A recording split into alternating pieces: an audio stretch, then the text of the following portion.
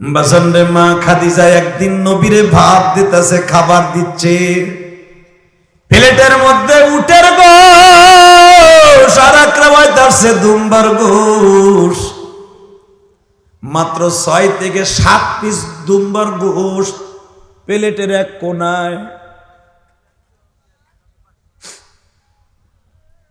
নবী বেশি খাইতেন না বাবা, 3টা অথবা 2টার উপরে রুটি খাইতেন না।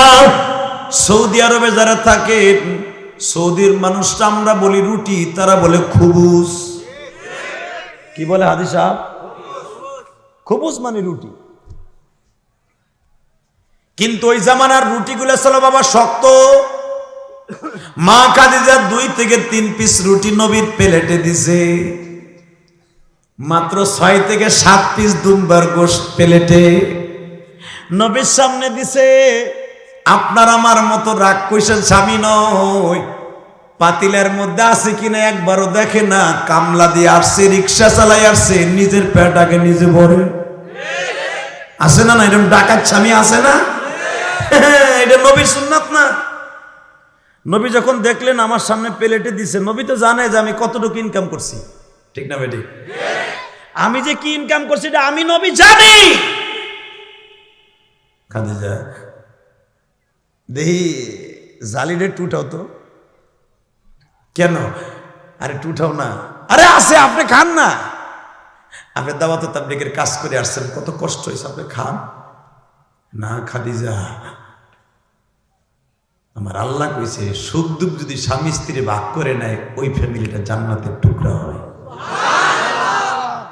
খাদিজা, আমি যেরকম বাহিরে দাওয়াত তাবলীগের কাজ করছি, ইনকাম করছি, তুমিও তো ঘরে আমার এই 6-7টা ছেলে মেয়েরে দেখে রাখছো। মারহাবা বলেন না? মা খাদিজার গর্ভে 6টা সন্তান জন্ম নিয়েছে। কয়টা? 4টা মাইয়া, 2টা পোলা। 6টা সন্তান তুমি দেখে রাখছো। আমি তো কাজ লয়ে গেছি 2টা, কিছু পয়সা ইনকাম, দ্বিতীয় দাওয়াত তাবলীগের কাজ। আর তুমি এলো 6টা কাম লইছো। 1 নম্বরে 6টা সন্তানদের লালন পালন করার জন্য কাজ করছো, ঘর মুছছো, পাক করছো, কাপড় ধুইছো, জুতা মুছছো, আমার কাপড় চুপড় ধুইয়া ইস্ত্রি করে রাখছো, এরপরে আমার খাট পালং গুছাইয়া আমার জন্য খাবার রেডি করছো। খাদিজা, পাতিলের জালিটা একটু উঠাও না, এবার কানবেন। মা খাদিজা উঠাইতে চায় না, নবী আমার জোর করে উঠাই দেখে, বাবা পাতিলের মধ্যে কোনো খাবার নাই। যেই খাদিজা খায়লাদের মেয়ে,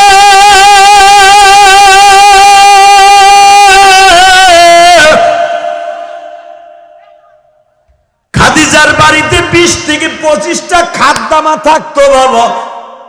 একজন কাপড় ধুইতো, আর একজন খাদিজারে শুধু কাপড় ড্রেস দিয়ে পড়ায় দিত, আর একজন শুধু খাদিজার কাপড়গুলা গুছায় রাখতো, আর একজন শুধু খাদিজার মাথা আশ্রয় দিত, আর একজন শুধু খাদিজার সামনে জমজমের পানির গিলাস ধরে দাঁড়ায় থাকতো।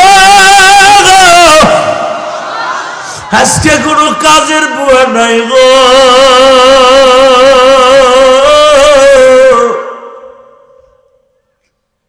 40 বছরের মা আমার বৃদ্ধা মা, 25 বছর আমার বাবা নবী মুহাম্মাদের সাথে বিবাহের বন্ধনে আবদ্ধ হয়েছে। 40 বছরে একজন মা নিজের কাজ নিজে করে,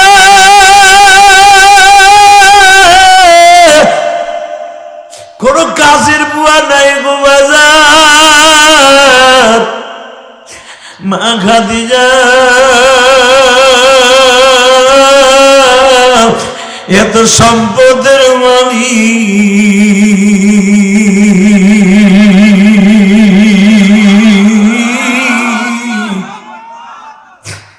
আজকে তার পাতিলায় খাবার নাই গো।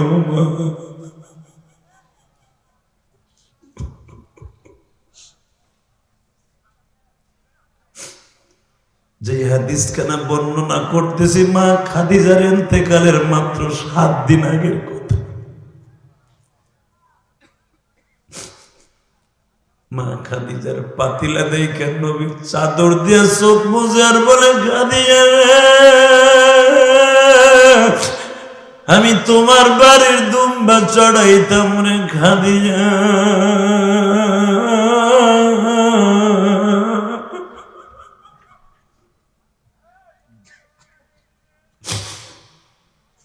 আমি নবী নিজে দেখছি তোমার 31 থেকে 32টা উটের খামার ছিল, ছাগল দুম্বার খামার ছিল, শত শত চাকর বাকর ছিল। আজকে তোমার পাতিলায় খাবার নাই রে খাদিজা।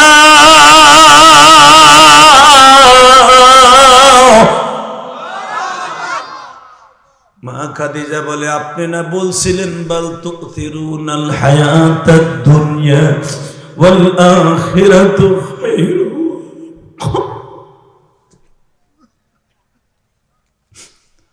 বাল তুথিরুনাল হায়াতাদ দুনিয়া ওয়াল আখিরাতু খায়রু ওয়া আবকা।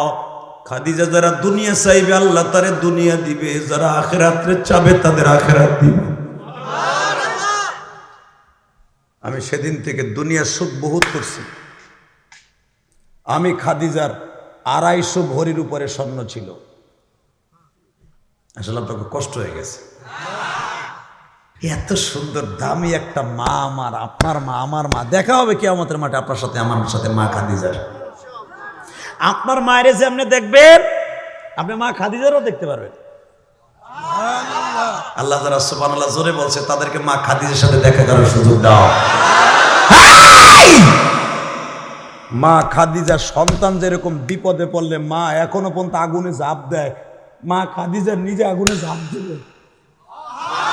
যারা খাদিজার কথা শুনে কাঁপবে, যারা খাদিজার মতো তার বিবিকে পরিচালনা করার নিয়ত করবে, ওই স্ত্রী শুদ্ধা মা খাদিজার গাড়িতে জান্নাতে যাবে। মৃত্যু কখন কার আসবে, কখন আসবে কেউ তারে ধরে রাখতে পারবে না। নবী আমি চলে যাব, আমারে আপনি কিন্তু আপনার এই বডির সব জিনিস দিয়ে আমারে দাফন করবেন। নবী আর একটা কথা বলবেন, আমার বান্ধবী খালেদারে দিয়া আপনি আমারে গোসল দিবেন। মা খাদিজার 4 জন বান্ধবী ছিল, সবচেয়ে নবীর হাতে একজন কালেমা পড়ছে, নাম তার খালেদা।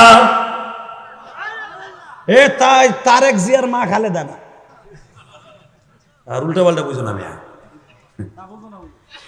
বুঝতে ভালো করে বুঝেন, বুঝাবার জন্য বললাম। যখন বলছে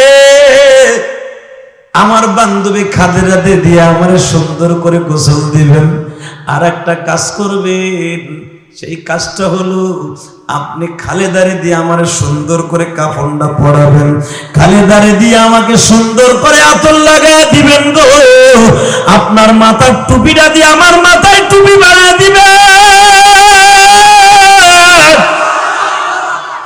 আর একটা কাজ করবেন, নবীজি আমি খাদিজা সামনে আপনার এত সুন্দর আদর দিতাম, আপনি আমার কবরে নিজের হাতে আদর দিয়ে দিবেন।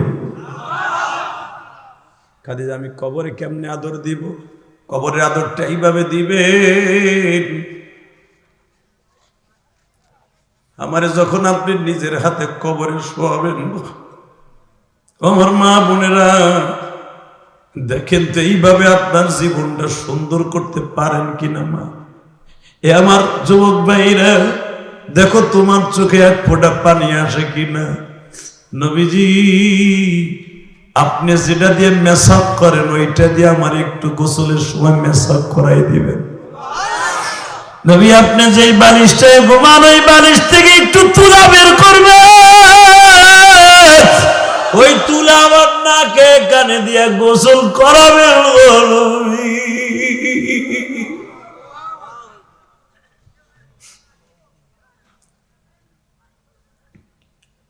কাফন যখন শেষ হয়ে যাবে তখন তার জানাজার সিস্টেম ছিল না বাবা। আপনি আমার নিজে কোলে করিয়া আপনি আমার নিজের জান্নাতুল মুআল্লা কবরস্থানে নিয়ে যাবেন। ও বাবা আমি গুনাহগার ইলিয়াসুর রহমান জিহাদি মা খাদিজার কবরটা জীবনে বহুতবার জিয়ারত করছি। 2004 সালে জীবনের প্রথম যখন মা খাদিজার কবরের কাছে যাই, এই যে হলো হুজুরের চাচা আবু তালেবের কবর, ওই যে হুজুরের দাদা আব্দুল মুত্তালিবের কবর, ওই যে হুজুরের দাদি ফাতেমার কবর, ওই যে হুজুরের মেয়ে জায়নাবের কবর। শুধু আমার দিকে তাকাবেন, মা খাদিজার কবরের দুই পাশে দুইটা কবর আছে বাবা। একটা কবর হলো হুজুরের বড় ছেলের কবর, আর একটা কবর হলো ছোট ছেলের কবর। বাবা যান, দুইটা ছেলের মাঝখানে ঘুমিয়ে আছে মা খাদিজা। কারণ নবীর ছেলে দুইটা বাঁচে নাই, যেই ছেলে দুইটা মা খাদিজার গর্ভ থেকে জন্ম নিয়েছে। হে টাঙ্গাইল কালীহাতির যুবক ভাইরা, সূরা বনী ইসরাঈল নাজিল হওয়ার 1 নাম্বার কারণ পকেটে করে নিয়ে যাও।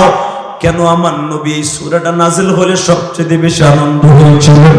মা খাদিজা নবীকে বললেন, আমারে কবরে শোয়াবেন আমার দুইটা ছেলের মাঝখানে। তাহলে বোঝা গেল মা মৃত্যুর পরে সন্তানরে ভালোবাসতে চায়, ঠিক না বেটি? যেই মা মৃত্যুর পরেও সন্তানরে ভালোবাসে। আমার আগের বক্তা ওয়াজ করে গেছে, মা লয়া রে, এই দুনিয়ায় যার মা নাই ওর মতো দুঃখ মেয়ে কেউ নাই গো।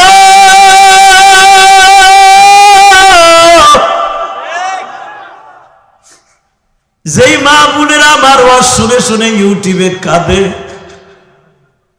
আমি এখানে আসার আগে যেই ছেলেটা আমার জুব্বা দিল বাবা, এই ছেলেটা এখানে আসার আগে মাদ্রাসার রুমের মধ্যে বসে আমার সাথে মুসাফা করে আমাকে টাকা হাদিয়া দিছে। আর একটা ছেলে টাকা হাদিয়া দিয়া বলে, হুজুর আমার আব্বু বিদেশ থাকে। যুবককে যখন এই টাকাগুলা এই হাদিয়াগুলা পাই, তখন আমার জনম দুঃখিনী মায়ের কথা মনে পড়ে যায়। বাজান রে, গতকালকে জুমার নামাজ যখন পড়াইতে গেছি, এই কোরআন ধরে বলছি, মিরপুর থেকে আমার এক মা আমার জন্য চিতই পিঠা বানাইয়া রসে ভিজানো পাঠাইয়া দিছে। হয়তো আমার মা এই ওয়াজটা শুনছে। আল্লাহ তুমি মাফ করে দাও বান্দারে, না জানিয়া করছি গুনাহ জমিনে, না জানিয়া করছি গুনাহ জমিনে। তুমি যদি মাফ নাই করবা এই বান্দারে, আল্লাহ বলেছেন একটা ডাক দাও না। তুমি যদি মাফ নাই করবা বান্দারে, বলো তো বান্দা যাবে কার কাছে? যুবক, তোর মতো কত যুবক গাড়ি অ্যাক্সিডেন্টে কালীহাতি গাড়ির নিচে পদপিষ্ট হয়ে মারা যায় চাকার নিচে। দীপ্ত ঘন্টা বাজছে, কয়দিন দুনিয়ায় বাঁচবো? আজকে ফিলিস্তিনের দিক তাকায় না, সারা দুনিয়ার বেজরমা গুলা, ইসরায়েলের বেঈমান গুলা মুসলমানদেরকে ধ্বংস করে দিতে চায়। দুনিয়া যতদিন থাকবে মুসলমান থাকবে, কোরআন যতদিন আছে মুসলমান ততদিন থাকবে। মুসলমানকে যারাই ধ্বংস করতে আসবে ওরাই ধ্বংস হয়ে যাবে। কথা ঠিক না বেঠে? শুধু একটা কথা আওয়াজ দিয়ে দেখায় দাও, জীবন যা কথা কোন নাস্তিক যদি কোরআনের বিরুদ্ধে, আল্লাহর বিরুদ্ধে, মুসলমানের বিরুদ্ধে স্ট্যান্ড নিলেন যে FMG 47 যা কিছু দিয়ে মাঠে নামুক, মুসলমানরা ওসনারাই তাকে বিরুদ্ধে ধরে দিয়া যদি প্রয়োজন হয় মাঠে নামতে কাকে রাজি আছো? আল্লাহকে দুই হাত তুলে হয়ে দাও। কিরি তাকবীর দেওয়ার মতো কোনো চান্দু নাই?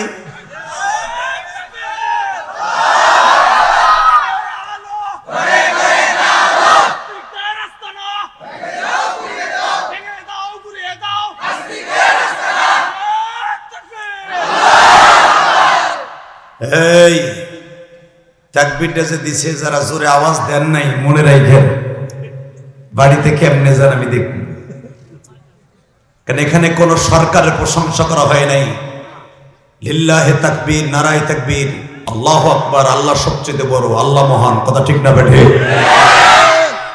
তাহলে পরবর্তীতে যদি তাকবীরের ধ্বনি দেয়া হয়, মাহফিলের মাঝখান থেকে দীপ্ত কণ্ঠে একজন মজ্জা মুজাহিদ দাঁড়ায় যাও তো, দেখা দাও হযরত ওমরের মতো যদি কখনো জীবন দিতে হয়।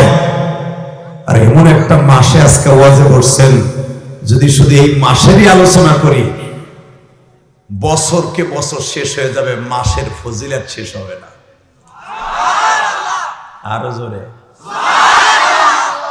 আরো জোরে। তোমরা তো জানো জানুয়ারি ফেব্রুয়ারি মন চাই ফেমে পড়ি, হ্যাঁ মন চাই ফেমে পড়ি। আর আরো আছে শীতকাল, কোলবালিশ নিয়ে ভাল লাগে না, এই তো কইবি না।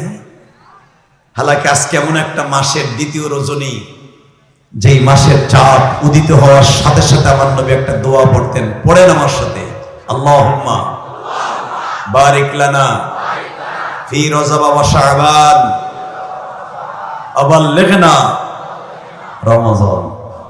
মাঝখানে আর মাত্র একটা চাঁদ বাকি আছে, এরপরে মাহে রমজান।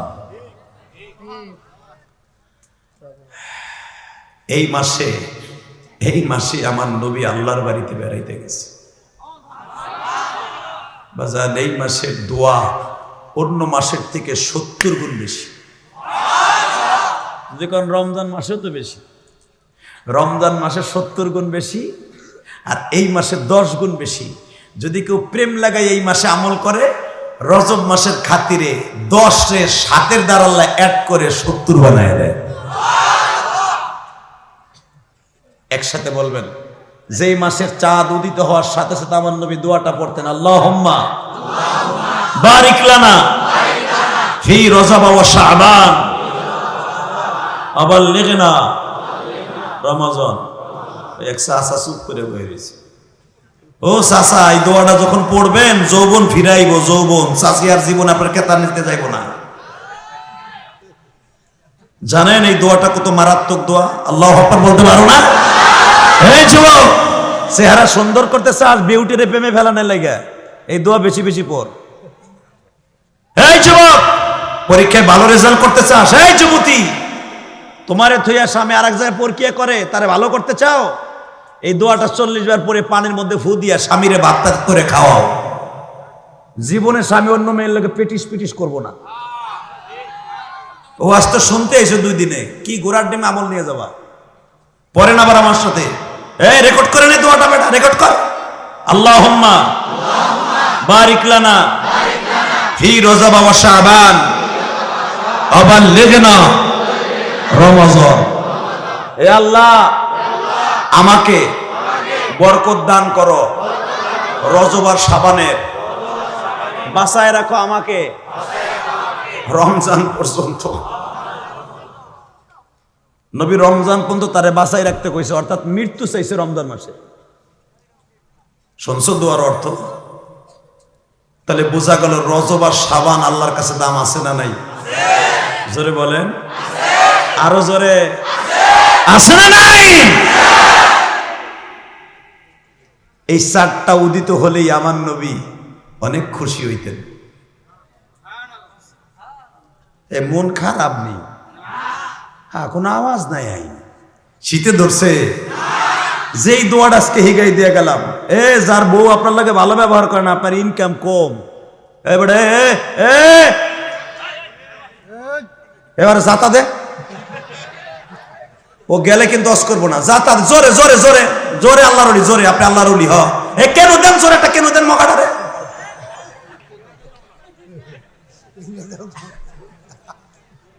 মারহাবা বলেন। কত বড় ঘাসে আবাল তাই দেখছেন নি, ও শুরু করে নেই আধা ঘন্টা ওইটা হাঁটা দিচ্ছে। সাহস কত বড়, জানে না যে আমি গোপালগঞ্জ থেকে আইছি, কত কষ্ট করে। আল্লাহু আকবার বলেন তো, একসাথে বলেন তো, সর্বময় ক্ষমতার মালিক কে? আল্লাহ আছে না? তাকাও এইদিকে। শুনলাম গতকালকে গোলাম রব্বানি বলে 2টা পৌনে 2টা পর্যন্ত ওয়াজ করছে। হ্যাঁ, ওরে বাবা রে, তো টন কেটন ওয়াজ শুনেই ফেলাইছে আজকে। হ্যাঁ, আজকে হবে 2টা পর্যন্ত, বই দাও ইনশাল্লাহ। বলেন ঠিকঠাক আছেন তো? হ্যাঁ চলবে, যতটুকু চান ততটুকু, কিন্তু ওডার চান্স পাইলে ওর মতো কেনু দিয়ে জাগায় ওর মোতাই দেওয়া হয়নি। শুধু আমার দিক তাকাই বলবা দুনিয়া থাকার জায়গা না, ঠিক না বে ঠিক? যেই দোয়াটা আমার নবী চাঁদ উদিত হলে পড়তেন, পড়বেন না? এই যুবক, তোর ব্রেন শক্তি কম, এই দোয়াটা বেশি বেশি পড়বে এই চাঁদে। কারণ এই চাঁদটা উদিত হলে আমার নবী আনন্দে আত্মহারা হয়ে যেতেন। সুবহানাল্লাহ, জোরে কম। বাসান্দে আবার এই চাঁদটা যখন উদিত হইতেন, নবীর কয়েকটা স্মৃতি মনে পড়ে যাইতো। আমি আপনাদের সম্মুখে সূরা বনী ইসরাইল থেকে 3টা আয়াত তেলাওয়াত করেছি। কয়টা?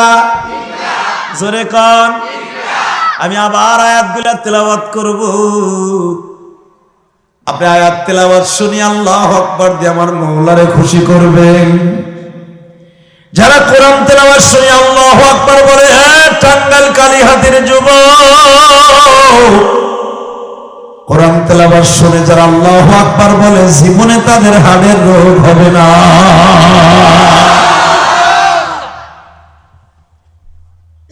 রেডি? পড়ি তেলাওয়াত।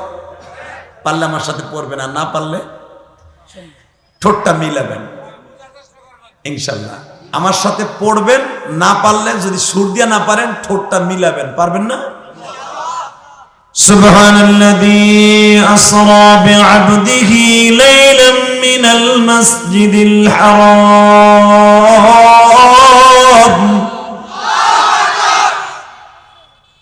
মিনাল মাসজিদিল হারাম ইলাল মাসজিদিল আকসাল্লাযী বারাকনা হাওলাহু লিনুরিয়াহু মিন আয়াতিনা ইন্নাহু হুয়াস সামিউল বাসীর।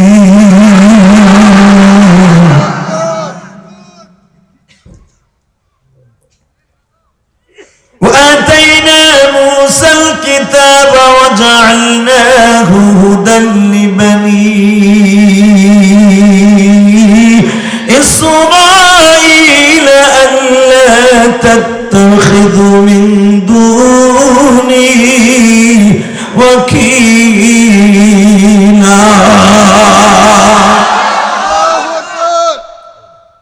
ذرية من حملنا مع نوح إنه كان عبدا شكورا।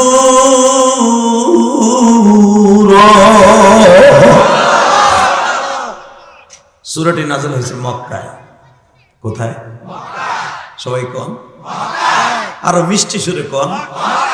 পৃথিবীর শ্রেষ্ঠ জায়গা, জায়গাটার নাম কি? কোরআন শরীফের মতে 114টি সূরা আছে, 6665, 66, 64টা আয়াত আছে। কেউ যদি কোরআনের একটা আয়াত না বুঝা পড়ে, ঠোঁটটাও মিলায়, যেরকম সুবহান সুবহান, এই সুবহান সিন বা হা নুন সুবহান, এই সব শুধু যদি সিন বলেন 90টা নাকি হবে। মক্তবে পড়ছেন না? সিন সৎ দ তয় পড়ছেন না? আপনি যদি একবার সিন বলেন 90টা নাকি পাবেন। আর যদি এই মাহফিলে বসে পড়েন 90 সাথে আর 70 অ্যাড করেন, এরপরে বেটা বাদাম খায় না কটকুটি খায় জানি। যারা মনে করবো মাহফিলে বইয়া বাদাম খায়, হে বউরে ফাঁকি দেয়। কারণ বাসায় গেলে তো বউ ডরে খাইতে পারে না, অর্ধেক ভাগ করে নেয়, বউ ডরে বেটায় খায়।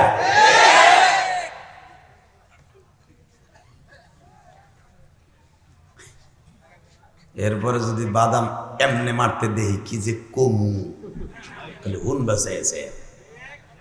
মারহাবা বলেন। এটা বাদাম খাওয়ার জায়গা, বুট খাওয়ার জায়গা? হ্যাঁ, এটা জান্নাতের ফল খাওয়ার জায়গা। যদি বলেন জান্নাতের ফল তো দূরের কথা, বাবুল ভাই তো 1 প্যাকেট বিরিয়ানিও দিব না। আল্লাহর জাতের কসম করে বলছি, একটা কোরআন শরীফ আনো, আল্লাহর জাতের কসম করে বলছি, আমার নবী বলেছে এটা জান্নাতের বাগান। জোরে জোরে জোরে জোরে জোরে। নবীর কথা সত্য না মিথ্যা? জোরে কোন, আরো জোরে। আমার দেশের এমপির কথা একবারে বাইর করে দেব কালিয়াতির থেকে মামলা দিয়ে। প্রধানমন্ত্রীর কথা সত্য হলে হতেও পারে, নাও হতে পারে, কোনো গ্যারান্টি নাই। আমার নবীর কথা যদি আপনি অবিশ্বাস করেন, ঈমান থাকবে? আল্লাহু আকবার, আল্লাহু আকবার। আমার নবী নিজে বলেছেন এটা জান্নাতের বাগান।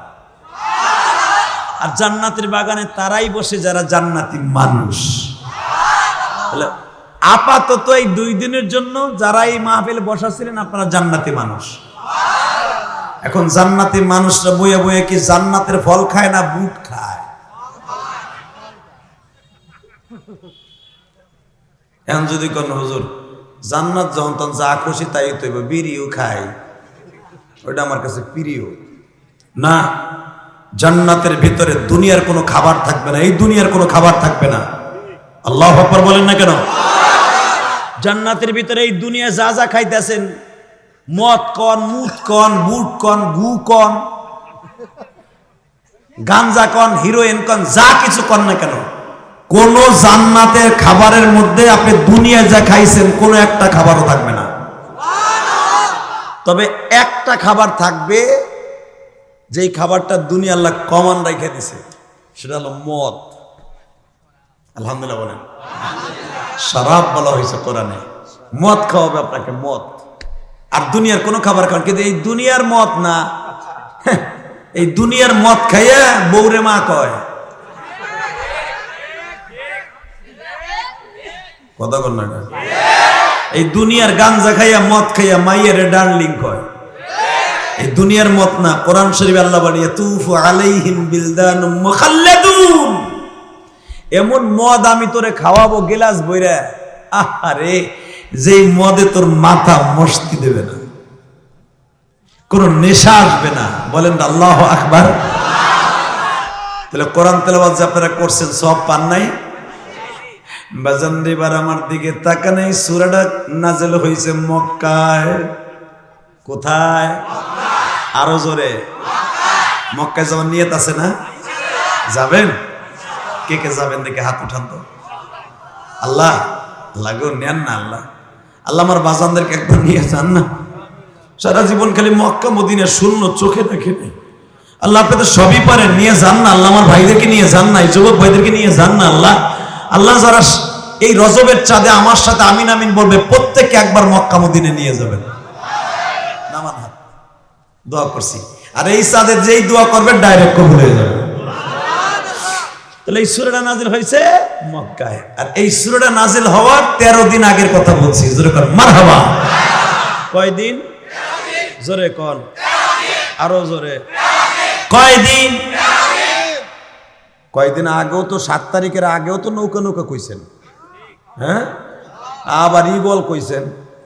এবার নতুন এক মার্কা দেখলাম, জাতীয় মার্কা, সেটা ঈগল, যা স্বাধীনতার পরে কোনোদিন এই মার্কা ছিল না। কথা কর না। আবার দেখলাম টেরাক। এতদিন জানতাম মালিক সমিতি নির্বাচন করলে টেরাক আর বাস থাকে, এবার দেখলাম জাতীয় নির্বাচনে টেরাকও আছে। আলহামদুলিল্লাহ, খুব খুশি হয়েছে মার্কাগুলো দেখতে। তবে এই ইলেকশনে কয়েকজনের ডিব্বা মারছে। আমি বেশি খুশি হয়েছি মুমতাজ ঠকাতে। এ ভাই বয় মিডিয়ায় বেড়াবো এগো যন্ত্রণায় ওয়াজ মোয়াজ বাদ দিয়ে যাবো মক্কায়। যাবো, ঠিক আছে, একসাথে যাবো ইনশাল্লাহ। খুব দামি একটা কথা বলছেন, আমাকে নিয়ে যায়। আল্লাহ যাওয়ার তৌফিক দান করেন। মুমতাজ উনি কিন্তু ওনার ইলেকশনের আগে কয়েকদিন আগে কইছিল যারা ঠকবে তাকে আমি মিষ্টি খাওয়াবো। এখন আর কয় না, কারণ উনি নিজেই তো ডিব্বা মারছে।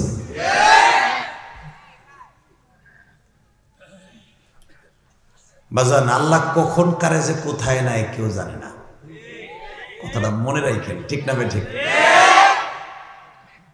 এই বেড়ার আমি বাইর করে দেবো এখন। তুমি দাঁড়াইতেছ আর আমার ভাইরা চিল্লাইতেছে, এতে মাহফিলের ক্ষতি হয় না? তোমাদের জন্য কিন্তু এই মাহফিলের আয়োজন করা হয় না। আমার বাবুল ভাই আপনাদের এই জনগণকে সাথে নিয়ে মাহফিলের আয়োজন করছে, জনগণকে কিছু কথা শোনাবার জন্য, ডিস্টার্ব করার জন্য নয়। এই ডিস্টার্ব করে প্রত্যেকটা মিডিয়ারে বাইর করে দেবো আমি। কারণ অনেক বক্তা এখন মিডিয়ার আড়ালে চলে গেছে, মিডিয়ার গোষ্ঠী শুদ্ধ দ্বারা চাইতে দেয় না, কারণ এদের দ্বারা আমাদের কোনো উপকার নাই, ক্ষতি ছাড়া। হ্যাঁ, এক সময় ছিল ন্যায় নিষ্ঠার সাথে সোয়াবের নিয়ে এরা মিডিয়ার কাজ করতো, আর এখন খালি আমাকে বাস দেন লেগে করে কথা কন না কেন? আজকে মিজানুর রহমান আজহারি একমাত্র এই মিডিয়ার কারণে বেটা দেশ ছাড়ছে। কত চেষ্টা করতেছে বেটা আসামের লেগে, আমার শাশুড়ি রাজি হইতেছে না। খামোশ, আমি তো কইতেছি, তুমি ফেডার ফেডার করো। এই মুসলমানের পোলায় দিকে তাকান। আজকে মামুনুল হক এই শীতের মধ্যে কত কষ্ট আছে, গতকালকে দেখছো যখন তার কোর্টে উঠেছে, গত পরশু দিন কান্না।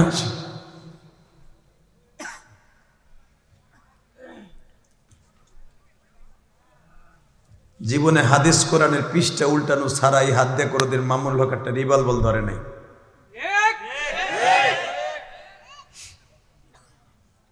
আল্লাহ সবকিছুর মালিক তুমি, মারহাবা। দুনিয়া আমিও ছেড়ে যাব, কালিহাতির মুসলমানও ছেড়ে যাবে, আমি গোপালগঞ্জের সন্তান, আমিও দুনিয়া ছাড়বো, আপনারাও দুনিয়া ছাড়বেন, কেউ দুনিয়া একদিন থাকতে পারবে না, ঠিক না ঠিক? তবে সবকিছুর বিচার একদিন হবে, একদিন হবে, একদিন হবে।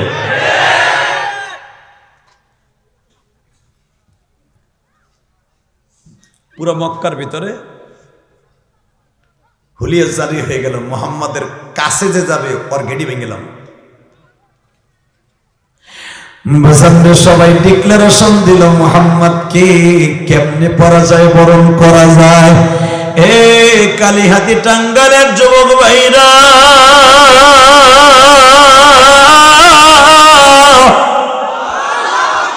সবাই একতাবদ্ধ ঘোষণা করলো মুহাম্মদকে সাইজ করার জন্য যত প্রসেসিং আছে সব অবলম্বন করব।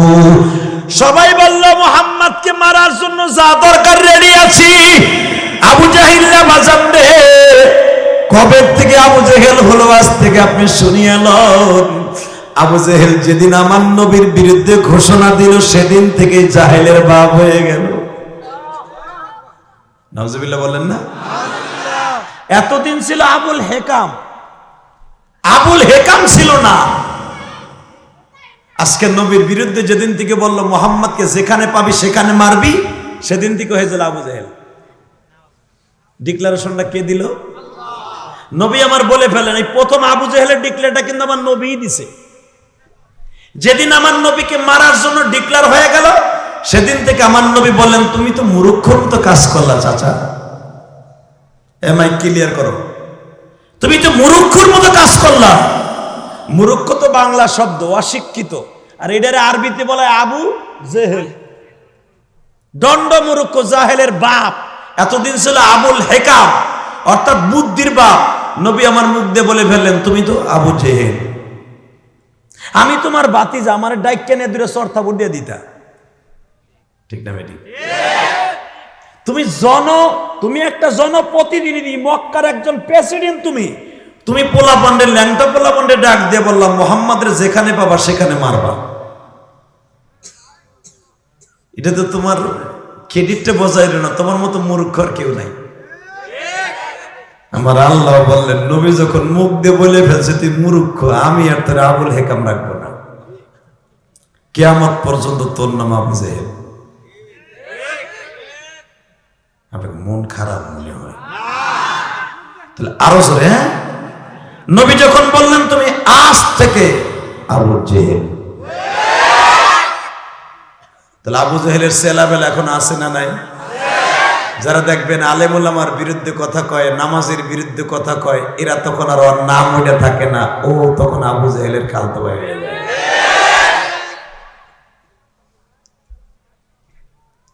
দোকানগুলায় কথা হয়, বাবুল ভাই দোকানগুলা বন্ধ করে দিতে হবে। বাজান রে, আবু জেহেল যখন ডিক্লার দিল আমার নবীরে, মাইরা ফেলতে হবে, তখন তার নাম হয়ে গেল আবু জেহেল। হঠাৎ করে আমার নবী মনে মনে ভাবলেন, আমি আর এই দেশে থাকবো না। সূরা বনী ইসরাঈল নাযিল হওয়ার 1 নম্বর কারণ, আমি আর এই দেশে থাকবো না। কোথায় যাব? আমি একটু মক্কার বাইরে ঘুরতে যাব। এজায়েদ, জি আব্বা। বাবা একটা কাজ কর, মক্কায় যখন সবাই আমার বিরোধী হয়ে গেছে তখন আর থাকবো না। তখন মা খাদিজা বেঁচে ছিল, এখনো পর্যন্ত মা খাদিজা মরে নাই। যেরকম মারহাবা। নবী আমার চিন্তা করতে একটু ঘুরতে যাব, দাওয়াত তাবলীগের কাজটা মক্কার বাইরে করতে যাব। ইন দি মিন টাইমে একদিন মা খাদিজা ডাক দিয়ে নবীরে বলতেছে, নবীজি কথা কই কি, আগে আমি খাদিজা একটা 3 পিস আজকে পড়লে ওই বছরে আর কোনোদিন ওই সেটটা পরার সুযোগ পেতাম না। বাজান রে, এবার দিলটা নরম করবেন, কারণ আমি শুনছি আমার মায়ের এই মাহফিলে বেশি আসছে। ওমা মক্কার ভিতরে নয়, সারা পৃথিবীতে কয়েকজন ধনী ছিল মা।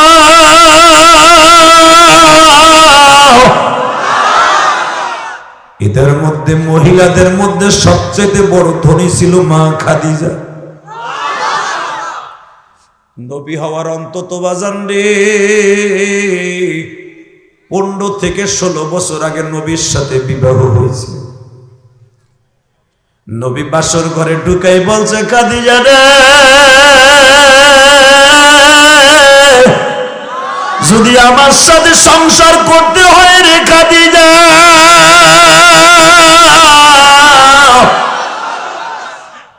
এই সম্পদের মালিক থাকা যাবে না।